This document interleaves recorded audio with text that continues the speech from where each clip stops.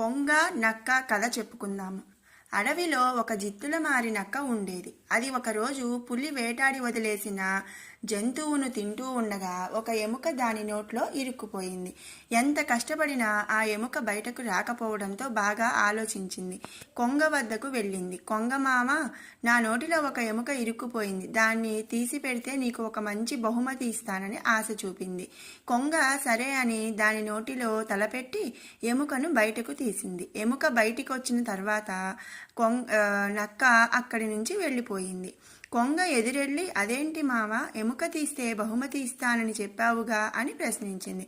నువ్వు నా నోట్లో తలపెట్టినా నిన్ను తినకుండా వదిలిపెట్టాను చూడు, అదే నీకు ఇచ్చిన బహుమతి అని చెప్పింది నక్క.